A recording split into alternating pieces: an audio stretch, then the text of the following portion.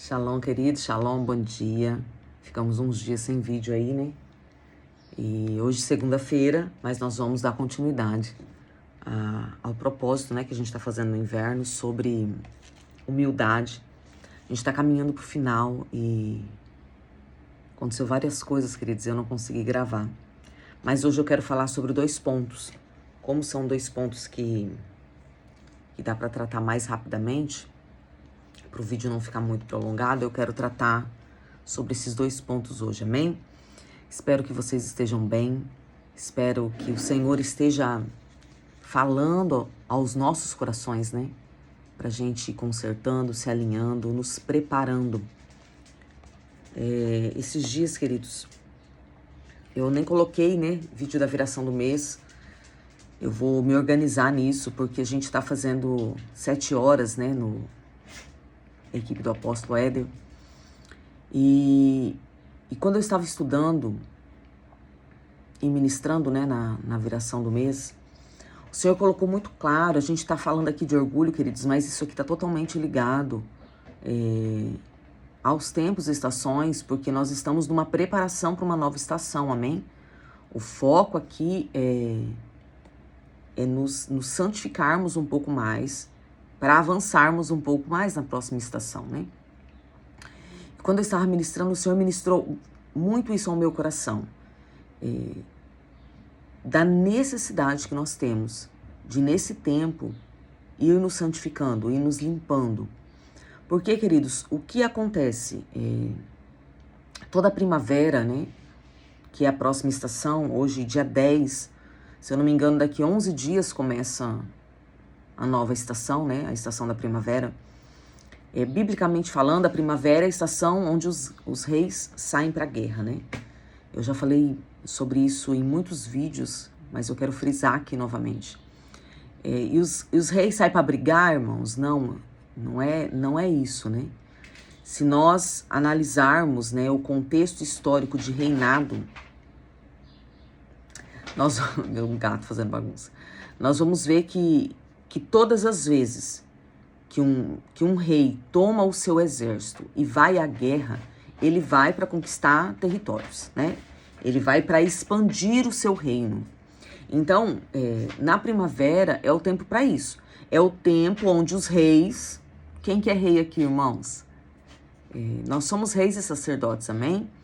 É o tempo onde os reis saem para conquistar novos territórios para o Senhor. Queridos, eu não estou falando somente de evangelismo, de ganhar almas. Eu estou falando de ampliar o reino de Deus, da mentalidade do reino. E todos os anos eu falo, né, que no mínimo a gente vem ampliar alguma coisa dentro de nós, né, dentro da nossa estrutura, tomar novos territórios que as trevas estavam ocupando. Por exemplo, as trevas estavam ocupando a minha fé. Então, esse ano eu vou tomar esse território, eu vou ser uma pessoa de fé. Mas, queridos, nós precisamos fazer mais que isso. Nós precisamos tomar territórios que as trevas estão atuando. Dentro da família, dentro da igreja, dentro da sociedade, dentro da cidade onde moramos. Nós precisamos ampliar o reino de Deus. O que acontece? Acontece que, como a gente a gente vai tocando a vida, né? E eu não tô dizendo que a gente vai tocando a vida mal. Porque a gente vai tocando a vida. A gente ora, a gente jejua, a gente lê Bíblia, a gente adora, a gente oferta, né? A gente vai tocando a vida como bons cristãos. E ok. Mas muitas vezes, irmãos, esse tocar a vida como bons cristãos não é o suficiente para nós ganharmos, expandirmos o território do reino de Deus. Por quê? Porque todo o território, vamos lá quando a gente olha para a Bíblia, né? Que o Senhor dava a palavra, ó, vão tomar Canaã, por exemplo, né? O que tinha em Canaã, irmãos? Ah, tinha fartura, tinha abundância, sim, mas também tinha gigantes, tinha moradores em Canaã. E esses moradores eram os inimigos do povo de Deus. Então, essa guerra era contra, naquele tempo, né? Contra um povo. Mas hoje nós guerreamos contra um povo também, mas é um povo espiritual, né? São os demônios. Então, quando nós vamos para essas guerras, quando nós vamos falar assim, ah, não, eu vou fazer, a gente está tão aliançado ainda com as trevas, que quando a gente entra na guerra, a gente perde. Ou a gente se fere muito, a gente se machuca muito. E daí a gente não quer mais fazer a guerra. Por quê? Porque a guerra caracteriza sofrimento. Mas, na verdade, esse sofrimento não é um sofrimento de uma falta de cuidado de Deus, ou de Deus nos deixando na mão do inimigo. Não é isso. É que nós estamos tão enlaçados com o inimigo. Enlaçados como? Com os nossos pensamentos, com os nossos comportamentos, com os nossos sentimentos, com os nossos pensamentos. Nós agimos tanto na mentalidade do reino das trevas que a gente não consegue ganhar territórios. Você consegue me entender isso? Então, esse propósito é que a gente comece a sair dessas atmosferas de orgulho, porque o orgulho ele dá vertente para muitas coisas, se não para todas, né? Que a gente comece a policiar, que a gente comece a santificar, que a gente comece a guerrear contra aquilo que está em nós, de tal forma que a gente consiga ir para a guerra, para conquistar novos territórios, para avançar com o reino de Deus de uma forma que a gente não tenha danos, que a gente não sofra tanto, entende? E por isso é necessário, irmãos. Todos os anos acontece isso. Porque todos os anos é engraçado isso, porque ontem eu estava pensando muito sobre isso, sabe? Tava bem sumida, né? E minha intenção era ter gravado ontem, mas um tio faleceu no sábado. E daí sábado foi aquela correria, né? Organizando as coisas, porque minha mãe veio, cunhada, sobrinhos, né? Pro velório, e daí a gente tava organizando, daí a noite foi pro velório. Ontem velório, enterro, né? Aquela loucura, né? Que a gente sabe de como que funciona isso. Mas eu tava pensando, né? Quando nós viemos pra Rondônia, e eu não perdi o foco, tá? Foca aí, irmãos. Quando a gente veio pra Rondônia, veio meu tio Toninho, tio Delo, o tio Claudir, que foi esse que faleceu ontem, que é esposo da minha tia, né? Ele é cunhado do meu pai. E o meu pai. Meu pai foi o último, né? Dos que vieram pra Rondônia. Mas daí era assim, né? Eram 4 famílias. Então, meu pai e minha mãe, o tio Toninho e a tia Dirce, o tio Délio e a tia Joana, e o tio Claudir e a tia Lourdes. Então, eram 4 famílias. E nós, né? Tinha adolescentes e jovens e uma garotada aí, né? Eu, Claudizinho, a Márcia, Silvinha, o Leco, uma garotada aí de primos, né? Crianças. E os anos se passaram, irmãos. E daí agora, minha mãe foi embora, né? E desses 8 cabeças de família, só tem a tia Lourdes. Todo o restante, vou me emocionar de novo. Todo o restante morreu. Então, e daí ontem eu tava pensando, né? A gente lá no cemitério, e eu tava pensando sobre isso. E agora chegou a nossa vez. Né? É lógico dos meus irmãos mais velhos, mas chegou a nossa vez de reproduzir. Hoje nós somos os cabeças de família. E daqui a um tempo, se Jesus não voltar, os nossos filhos estarão nos enterrando. E eles serão os cabeças de família. Então, os tempos de Deus, irmãos, eles são com pessoas diferentes, mas eles são os mesmos. Os ciclos se repetem, mas não o ciclo de maldição. Não estou falando disso. Eu estou dizendo, por exemplo, todos os anos nós temos o mês de Nissan. Todos os anos nós temos primavera, verão, outono, inverno. Então, nesse sentido, os ciclos têm os seus fundamentos e os seus princípios. E cada tempo é para ser feito algo. E esse é o tempo, queridos, de nós... a Bíblia diz que um dia fala outro dia, né? Então, esse é o tempo aonde vai falar, né? Como eu disse, faltam poucos dias para começar a primavera. Esse tempo do inverno, ele vai falar ao tempo da primavera, né? O que vai acontecer? Então, se eu não... e se eu não caminhei nos tempos? Irmão, você não caminhou nos tempos? Você vai tocar sua vida do jeito que você sempre tocou. Mas daí, Aí entra, né, o ciclo de repetição, aí entra a mesmice, aí entra aquela vida rotineira. Mas quando eu estou no ciclo de Deus, mesmo sabendo, né, que todos os anos vai ter o inverno e todos os anos eu tenho que passar por esse processo, mas todas as vezes o Senhor vai entrando mais profundo. E nesse entrar mais profundo, lembra? A árvore, quanto mais ela aprofunda suas raízes, mais força e vigor ela tem para fora. Então, quanto mais o Senhor vai limpando, né? Então, quando o Senhor começa, que nós damos essa liberalidade, para o Senhor começar a operar em nós, essa operação, ela é mais rasa. E daí, a cada ano, o Senhor vai cavando mais profundo dentro da gente. A cada ano, o Senhor vai cavando mais profundo. A cada ano, o Senhor vai cavando mais profundo. E quanto mais profundo eu deixo o Senhor cavar em mim, mais o Senhor me levanta com poder e com autoridade para exercer e para executar e para estabelecer o reino dele aqui na terra. Entende? Então, se você não fez, não tem problema, irmãos. Toca a vida aí. As coisas vão acontecer, fazendo ou não fazendo. E se eu estou começando agora, você começou uma boa obra. Ou melhor, você deixou o Senhor começar uma boa obra em você. Se você se permitir, o Senhor é fiel para continuar isso. Mas nós precisamos deixar, queridos, todos os anos. Porque todos os anos nós vamos entrar neste tempo da primavera. E todos os anos nós precisamos permitir que o Senhor limpe. E daí, queridos, aqui eu quero trazer um entendimento. Porque daí tem pessoas que falam assim, meu Deus, eu demorei 3, 4, 5 anos ouvindo. É que às vezes, irmãos, as cascas que estão em nós, elas são tão grossas, que demora tempo para o Senhor conseguir ir acessando e mudando mentalidade, mudando o sentimento. Então, todos os anos o Senhor vai quebrando algo, entende?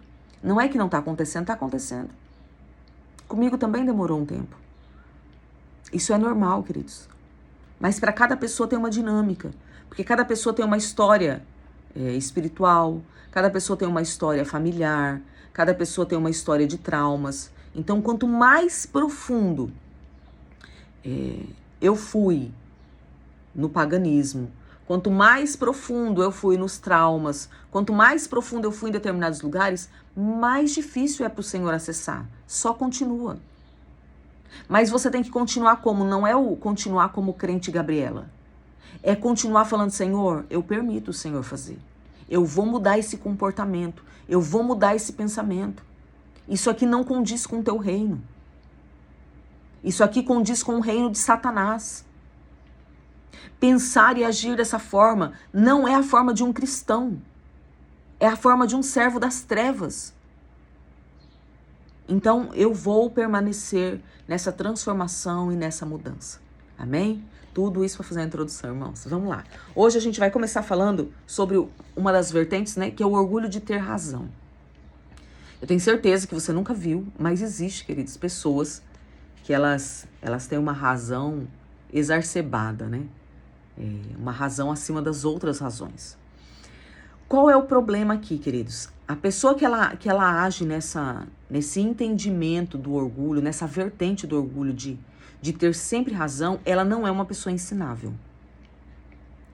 E daí, queridos, a partir do momento que ela não é uma pessoa ensinável, ela não vai ser transformada, ela não vai ser mudada. Eu já lidei com pessoas, por exemplo, eu falar assim, olha, leia esse livro aqui. Esse livro vai te ajudar nisso aqui, vai te ajudar a entender sobre isso aqui. E a pessoa simplesmente olhar para mim, uma pessoa, perdão pela forma como eu vou expressar, eu não quero ferir os seus ouvidos, mas eu quero fazer você entender. Uma pessoa analfabeta, não de não saber ler, mas do nível de ignorância e falta de conhecimento. E a pessoa fala assim, eu não preciso, eu sei tudo. E olha assim e fala, mas você sabe por que não pratica, né? Então, aquele que tem o orgulhoso de ter razão, ele vai brigar, ele quebra relacionamentos, mas ele não perde a razão. Ele não aceita a correção, e isso aqui, queridos, daí tá um problema seríssimo. O não aceitar a correção. porque o próprio Deus vai nos corrigir. Irmãos, o que vocês acham que é a maldição? O que você pensa que é maldição? Ah, é porque os meus antepassados ou eu pecamos e os demônios estão fazendo... Queridos, a maldição é Deus nos corrigindo. É Deus mostrando... Olha só, a Bíblia diz assim, o Senhor visita a iniquidade. O Senhor visita a iniquidade. Então, quando o Senhor olha para Andréia e enxerga a iniquidade, o Senhor vai punir, vai visitar esta iniquidade. Só que essa iniquidade está onde, irmãos? Está dentro da Andréia. Então, a Andréia vai ser, entre aspas, amaldiçoada. Eu falo muito que eu vejo a maldição como uma bênção. Porque, na minha visão, a maldição é aquela febre que aponta que tem um problema. Entende? Tá apontando. É horrível sentir, é horrível passar por ela, mas ela tá apontando que tem um problema. Ela tá apontando que tem uma iniquidade, que o Senhor tá punindo aquela iniquidade. Então, ela é uma oportunidade. A maldição não é uma obra para você morrer. Se você morre na maldição, é porque você não sai da iniquidade. A maldição é o Senhor nos dando a oportunidade de arrependimento, de confissão, de mudança de mentalidade. É o Senhor nos arrancando de determinados lugares. Então, mas voltando. Então, o Senhor vai nos corrigir, irmãos. O Senhor vai tratar conosco. O Senhor vai dizer não. Sabe? O Senhor vai nos tratar, queridos. E daí, se eu tenho razão, se eu sou aquela pessoa... sabe aquela pessoa que bate boca, que desaprova, que não recebe... Se eu sou essa pessoa dentro dos meus relacionamentos, eu também vou ser essa pessoa com Deus. Daí, quando chega um momento de eu me arrepender, eu não vou para o lugar do arrependimento. Eu vou para o lugar da justificativa. Olha, Senhor, mas eu fiz isso por causa disso, disso, disso. Não, queridos. Ninguém pode definir quem eu sou.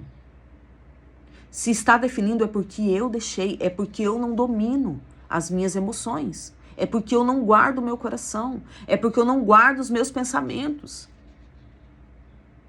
Ninguém pode determinar. Queridos, você já viu casos de crianças que foram abandonadas, morador de rua, não tinham o que comer, e cresceu e decidiu, eu não vou ser assim? Eu vou me formar, eu vou ser... Tem casos. São poucos? São. Porque são poucas pessoas que chegam nesse entendimento. A grande maioria das pessoas, de nós, nos deixamos moldar pelo que as pessoas fazem. E eu não estou falando de me afastar, eu não estou falando de cortar relacionamento, eu não estou falando disso. Eu estou dizendo que eu decido quem eu quero ser. Eu decido, queridos. Mas quando eu ajo dentro, as minhas atitudes são dentro da minha razão, eu não me torno moldável, porque é a minha razão que me molda. E quase que 100% das pessoas que agem assim, a razão dela está fundamentada nos seus sentimentos e na sua visão própria. Não está fundamentada em quem Deus é, em o que a palavra diz, em o que o reino de Deus, a forma como o reino de Deus funciona. Está fundamentado em mim. Então eu tenho razão, eu não perco a razão. Eu não vou sair deste lugar. Eu quero ler um texto com vocês que está em Hebreus. Se você está com a sua Bíblia aí, abra aí Hebreus 12, versículo 5 e 6. Eu quero ler com vocês. Diz assim, ó, estáis esquecidos da exortação. Vamos lá, exortação. O que é a palavra exortação? No contexto original, em resumo, a exortação eu coloquei bem resumidinha, traz para perto. Então vamos lá. Estais esquecidos que o trazer para perto, a exortação, como a filhos, discorre convosco. 2 pontos. Filho meu, não menospreze a correção do Senhor. Vamos lá. Correção. Eu quero ler o original, tá? Não vou ler tudo, não. Mas eu quero trazer um entendimento sobre o que o Senhor está falando ali. Correção. A palavra no original, que aqui é grego, né? É paideia. A correção significa treino, né? O Senhor nos treinando. A correção significa colocar os propósitos em ordem. Então, quando o Senhor nos corrige, é para colocar o propósito que Ele tem a nosso respeito em ordem. A correção significa repreender ou punir. Então, no nosso português aí, né? Dar uma bronca ou colocar de castigo, né? Repreender ou punir. Significa corrigir os erros. É o que eu estava falando da iniquidade. O Senhor visita a iniquidade, mas a iniquidade está dentro de mim. Então, o Senhor vai corrigir os erros. E os erros quem está cometendo, irmãos? Isso que nós não entendemos. Ah, mas o fulano errou contra mim. Ok, o Senhor vai ter com ele. A pessoa errou contra mim, ok. Doeu. Mas o Senhor vai ter com ele. Não pense, irmãos, que o Senhor não vai corrigir. É porque a gente quer que corrija no nosso tempo, da nossa forma. A gente quer ver a correção, porque a gente quer se vingar, né? A gente é ruim. Essa é a verdade. Mas o Senhor vai trazer correção, irmãos. O Senhor não é filho do homem para que minta. Nem homem para se arrepender. Se ele fala, ele cumpre. E tudo aquilo que o homem planta, certamente ele vai colher. Fica de boa. Só que alguém fez algo contra mim. O Senhor vai ter com ele. Mas dependendo do meu comportamento, o Senhor vai ter comigo. Você consegue entender isso? Então, o Senhor vai corrigir os erros de quem errou contra mim, mas se dentro do que ele fez eu também errei, o Senhor também vai me corrigir. E o Senhor começa a correção por onde? A Bíblia diz que a correção começa pela igreja. Então, a correção vai começar por quem está buscando a Deus. E daí, queridos, não é, o fulano pode fazer tudo e eu não posso fazer nada. Eu pensava assim, tá? O Senhor tá com pressa de me corrigir porque sou eu que estou buscando. Então, o Senhor tá com pressa de me ver livre. O Senhor tá com pressa de me ver santificado. O Senhor tá com pressa de me ver bem. E não tá com pressa de ver outro bem? Não, o outro ainda não tá buscando. Entende? Não é que o Senhor não tá com pressa com o outro. É porque depende do meu posicionamento. Você consegue entender? Então, o Senhor vai corrigir. Ele vai corrigir os erros. A correção também está ligada a conter as paixões. Isso aqui daí é um outro problema, queridos. Conter as paixões. A gente entrega o coração às paixões. E o Senhor quer nos blindar, nos guardar, porque na paixão a gente erra. Na paixão a gente entrega o coração e entrega outras coisas também. Na paixão a gente faz aquilo que não deveria, porque a paixão deixa a gente encantado. E a correção vem para conter as paixões. A correção vem também para ser uma instrução para crescer. Então você tem interesse em crescer? E eu não estou dizendo agora, queridos, em amplitude. Eu estou dizendo em pessoa, como pessoal. Perdão, queridos. Como pessoal, você tem interesse em crescer? Então, a correção te traz instrução para este crescimento, para este amadurecimento, para este novo posicionamento. A correção também é um castigo, uma punição, feito com males, né? Que foi o que eu falei sobre a questão, por exemplo, da maldição. Então, é uma forma de Deus corrigir o percurso. Isso aqui tá errado. Volta para cá, vamos corrigir o percurso. Então, vamos lá. Filho meu, vamos voltar pro texto. Não menospreze a correção que vem do Senhor. Nem desmaie, nem desfaleça. Nem pare. Desmaie, queridos. Imagina uma pessoa desmaiada aí. Pessoa desmaiada, ela não tá em movimento, ela não tá andando, ela não tá orando, ela não tá fazendo nada. Então não desmaie, não paralise. Quando você for reprovado pelo Senhor. Fez alguma coisa que o Senhor vai corrigir. Você foi reprovado e o Senhor vai corrigir, não desfaleça. A gente tem a Bela aqui em casa hoje, né, minha neta? E daí a Bela tem um hábito, assim. Quando ela faz errado, que a mãe dela pega a varinha, ela corre. E quando ela corre, eu seguro ela, irmãos. Eu sou a avó que ajudo na correção do neto.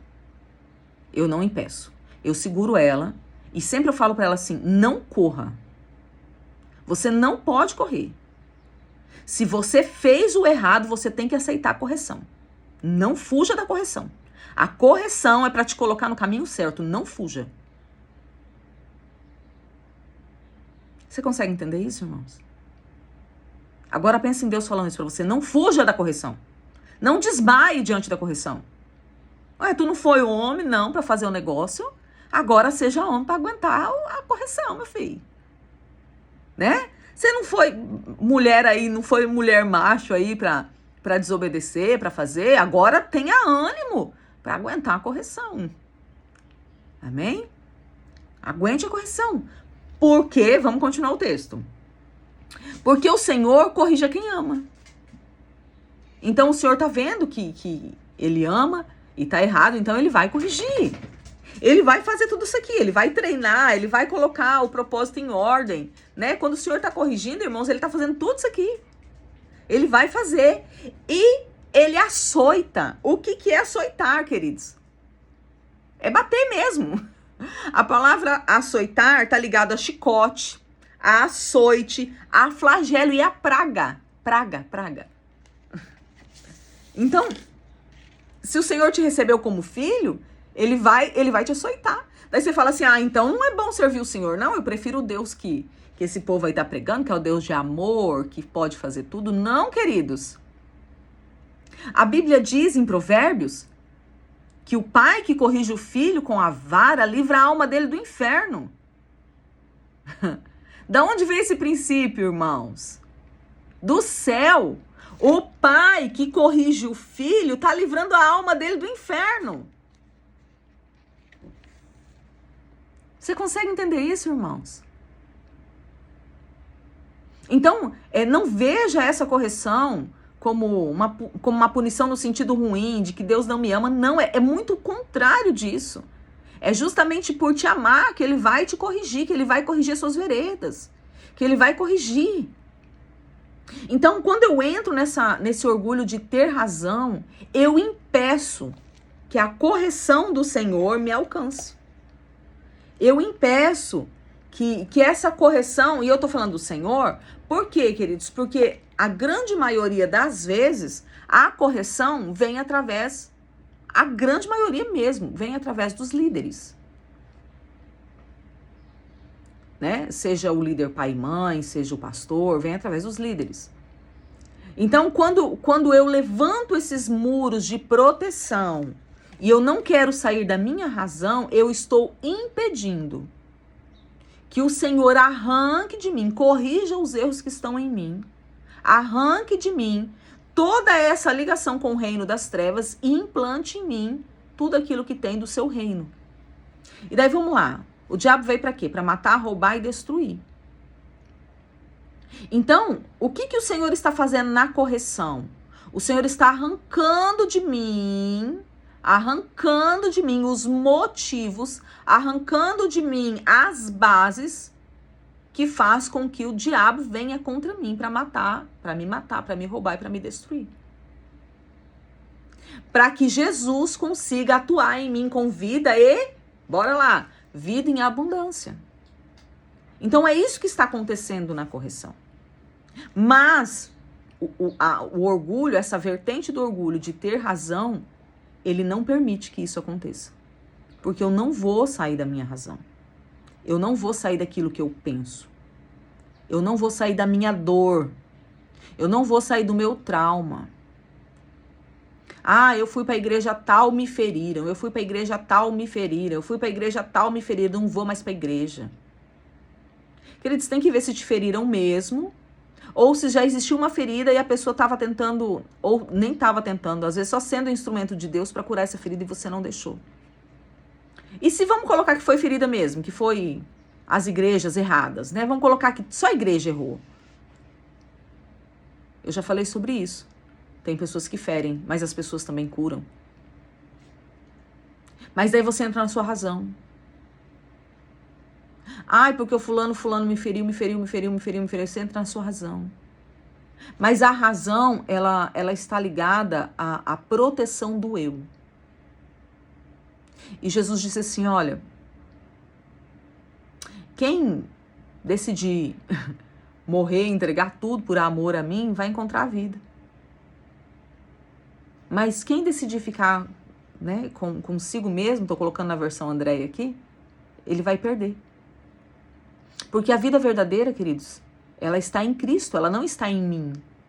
Eu não sou a autora da vida. Eu não tenho poder sobre a vida de vida e morte, corpo, tá? Eu não tenho esse poder. Então, eu só encontro essa vida, a minha preservação está no Senhor. Me veio algo aqui na memória agora. Vamos lá. Vocês sabem que o óleo é um dos elementos de preservação, né? Eu lembro quando a gente veio para Rondônia, meus pais matavam um porco, não tinha energia, né? E como é que era feito com porco? Era colocado no óleo, né? No seu próprio óleo, na banha, para preservação. E aquela lata de banho ficava muito tempo, porque ela tinha preservação, não estragava. Né? Eu lembro do meu pai fazendo conserva de pimenta, onde? No óleo. Né? Então, o óleo, ele é um elemento de conservação. Então, se você quer ser conservado em vida, você precisa estar no óleo do Espírito. E no óleo do Espírito não tem espaço para podridão, porque se você vir com a podridão do pecado, o óleo não conserva. A deterioração vai acontecer. Então, se eu quero me preservar, eu preciso morrer e estar no óleo. Então, queridos, essa questão de ter razão, eu era assim. Isso aqui foi algo que me pegou no passado muito. Era aquela pessoa que a última palavra tinha que ser a minha, sabe? Eu já agi muito nisso aqui, mas muito mesmo. E hoje eu me calo. E não é só um me calo, mas fico fervendo dentro. No começo foi. No começo era, irmãos. Quando eu comecei a entender isso, era assim, era o processo de morte, né? Hoje já não. Hoje eu me calo e deixo. E assim, é muito legal isso aqui, irmãos. Porque tem coisas que daí eu sei que eu tenho razão, mas eu não vou discutir. Porque se o Espírito não convence, se o Espírito Santo não transformar, eu não posso fazer nada. E daí eu vejo as coisas acontecendo. Eu vejo Deus conduzindo, sabe? E eu falo, Deus, obrigada. Porque daí não fui eu quem fiz, foi o Senhor. Foi o Senhor que mostrou, foi o Senhor que justificou, foi o Senhor que apontou, foi o Senhor. Entende? Então, quando eu tenho razão, eu me protejo. Quando eu perco a razão, o Senhor me protege. E não é do meu jeito. Não é da minha forma. É da forma dele. É da forma do reino dele. Eu preciso confiar que Deus está fazendo, queridos. Eu preciso estar numa aliança de confiança com o Senhor. De falar assim, Deus, eu não estou vendo nada, mas eu confio. O Senhor está fazendo algo. Eu confio. O Senhor está cuidando dessa situação. Eu confio. Eu preciso confiar. Que o Deus que sabe todas as coisas e tem poder para executar e exercer sobre todas as coisas, Ele está cuidando de mim. Não porque Ele cuida de todos, mas porque eu estou deixando Ele cuidar de mim. Então eu abro mão. Eu abro mão de ter razão. Vamos lá. Outra vertente que eu quero falar aqui é sobre a vertente do sabe tudo, que é diferente do ter razão. O ter razão, ele pode até reconhecer que ele não sabe tudo, mas ele quer ter razão. O sabe tudo, ele tem orgulho no seu autoconhecimento. Então, eu sei isso aqui, eu sei, ele tem orgulho. E daí, quem anda nisso aqui, ele dificilmente é ensinável. Quem anda no ter razão, dificilmente é tratável. Entende? Ele não aceita o tratamento, porque ele não aceita a correção, porque ele se sente humilhado por causa disso. O sabe tudo, ele também se sente humilhado, mas por causa do conhecimento. Ele precisa sempre estar num lugar de destaque, porque ele é top naquilo que ele ensina. Ele se orgulha do conhecimento que ele tem. Ele tem muito conhecimento, então a sabedoria dele está firmada nele. E, queridos, eu me lembro de um tempo, lá atrás, né? Eu queria muito ir pro seminário. Ia fazer teologia e tal. E já tinha criança, né, e tal. E daí, na época, a igreja tinha que enviar. E eu não pude ser enviado porque era por causa da dificuldade da minha situação casa, né? Eu não pude ser enviado, foi uma frustração. Mas com o tempo eu comecei a ver que todos os que voltavam do seminário, eles voltavam intragáveis. Pessoas chatas. Sabe? Que tudo que você ia falar, isso aí não é assim. Isso aí não é assim, porque eu estudei teologia, a teologia diz. Sabe? É um orgulho do conhecimento que tem. Queridos, eu fiz teologia, né? Na verdade, eu não sou formada porque eu fiz 3 anos e tinha que fazer a validação. E a gente, por morar aqui em Rondônia, eu não consegui fazer a validação. E é como se eu tivesse um curso técnico, né? O ano, e hoje não consigo. Hoje teria facilidade de fazer a validação, mas o meu curso não... Eu teria que fazer de novo, né? Não serve mais para validação. Mas eu não sou contra a teologia, mas eu sou contra os exageros. Porque teologia, teo é Deus, logia, estudo. Quem consegue, irmão, estudar Deus e falar quem Deus é e bater o martelo e falar Deus é isso? Deus é muito maior do que nós pensamos, ou sabemos, ou podemos imaginar. Então, é muita arrogância a gente falar que eu sei quem Deus é. Entende? Mas eu comecei a ver muitas pessoas agindo nisso. E isso para mim é um risco, irmãos. Porque todos nós vamos ter uma área que a gente sabe mais. Entende? Todos nós vamos ter uma área que a gente pode ensinar. Tá me vindo aqui o pai da Kelly, o irmão José. O irmão José é um homem simples de conhecimento, de estudo, é um homem simples. Mas ele faz móveis. Ah, irmãos, ele tem muito conhecimento para me dar. Ele tem muita coisa para me ensinar. Sobre qual material é bom, como fazer, como não fazer. Ele tem um conhecimento vasto nisso. Meu pai era um homem simples de conhecimento. Sabe? Fez a 4ª série na época, né? Mas meu pai tinha uma sabedoria e meu pai era metalúrgico, então ele tinha níveis de conhecimento que eu nunca vou alcançar. Entende, irmãos? Então nós precisamos entender que todos nós temos algo para ensinar. Todos nós, irmãos.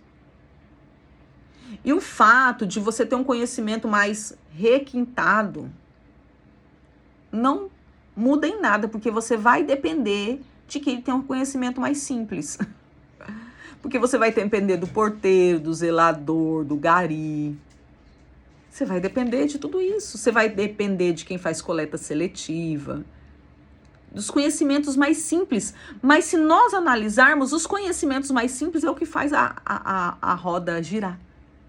São as pequenas engrenagens. Então, sim, nós temos que ter conhecimento. A gente tem que buscar conhecimento. A gente tem que estudar, irmãos. Eu sou totalmente a favor disso. Mas o nosso conhecimento, primeiro, tem que ser para tratar o nosso coração. E depois tem que ser para eu ajudar o meu próximo. O meu conhecimento, ele não pode ser um pedestal para eu me assentar como se eu fosse o maioral. O meu conhecimento tem que ser para servir. Para ser um agente facilitador. Irmãos, eu sou uma pessoa que eu invento coisa. Eu sempre penso assim. Vamos lá. Deixa eu mostrar aqui para vocês. Eu tô fazendo as agendas. Né, minhas agendas. Tá aqui a capa. Todo ano é uma loucura com gráfica e tal, né, para fazer. Esse ano eu falei assim... Na verdade, eu comprei as coisas de uma mini gráfica. Não foi nem pra isso aqui, irmãos. Eu nem tava pensando nisso aqui. E daí eu falei assim, nossa, não tem nenhuma pronta aqui. Vou fazer. Irmãos, eu sei fazer? Não sei. Se você olhar, não tá perfeitinha, né? Tem os probleminhas e tal. Mas eu estou fazendo. Porque o meu pensamento é, alguém não sabia e aprendeu, eu também aprendo. Mas para eu aprender, irmãos, eu tô lá na internet. E eu olho o vídeo, como que encaderna, como que imprime, como que faz a laminação, como que faz aquilo outro. Eu tô dependendo de conhecimento de outras pessoas. Mas eu tô fazendo. Então, todos nós, queridos, nós temos um uma capacidade incrível. Mas sempre o nosso conhecimento ele vai ser limitado. Sempre vai ter alguém em alguma área que vai ter muito mais conhecimento do que nós. E isso é normal. E eu quero ler alguns textos com vocês. Eu vou ler 3 versículos aqui com vocês que falam acerca disso. Provérbios, o primeiro versículo está em Provérbios 26, versículo 12, que diz assim: tem visto o homem sábio aos seus próprios olhos? Maior esperança há no tolo do que nele. Olha o que a palavra diz.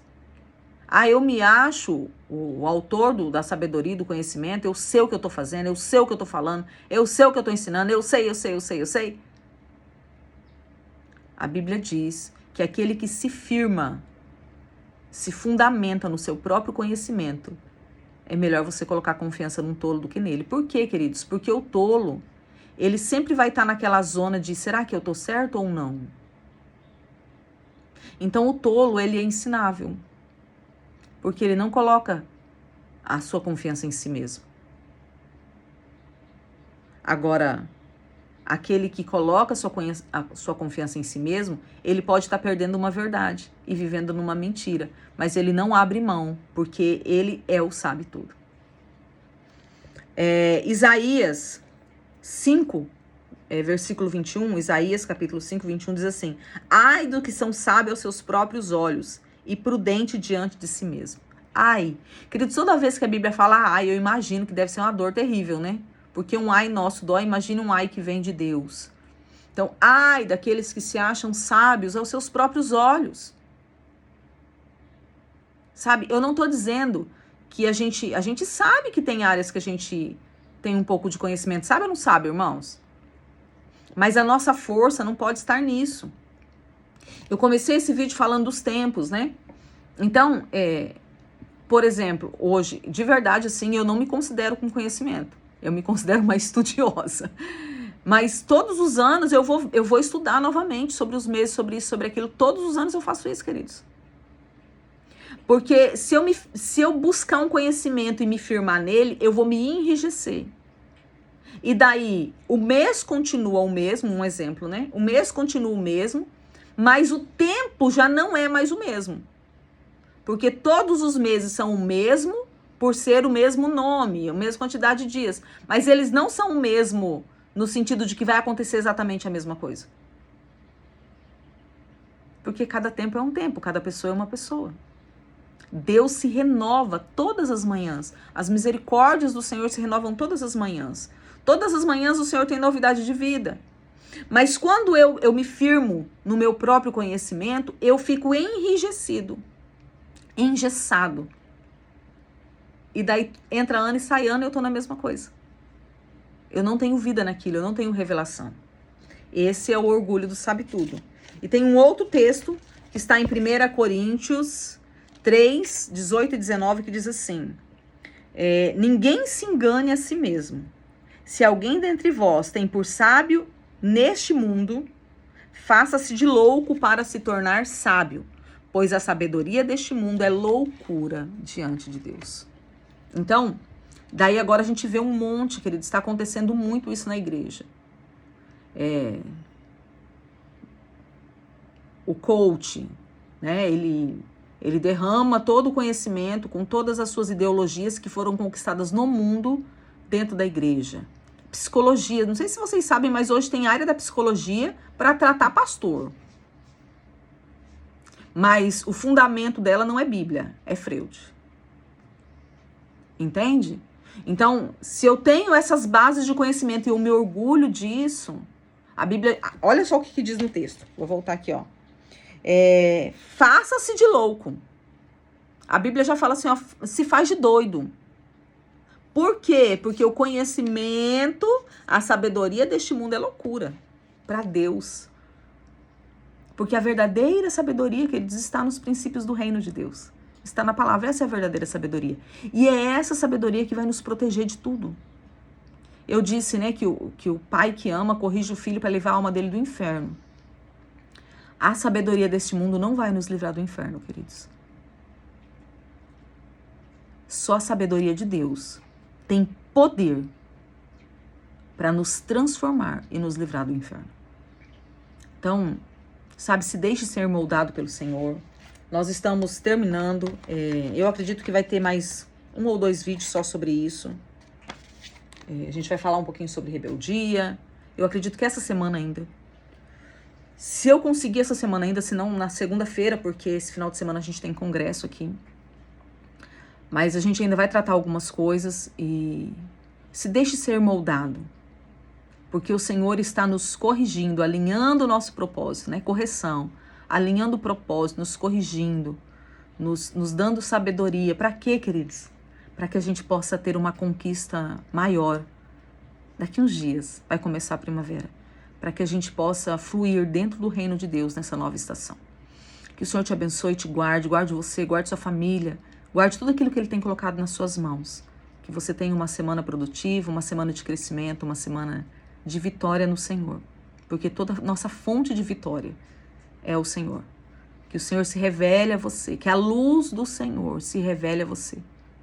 Em nome de Jesus, te arrancando de todo lugar de trevas, de todo lugar de vertentes do que a gente tem falado nesses dias sobre orgulho. Que você seja guardado, guardada, protegido pelo Senhor. E que nós possamos andar, rompendo, crescendo, avançando, porque o reino de Deus só pode crescer através de mim e através de você.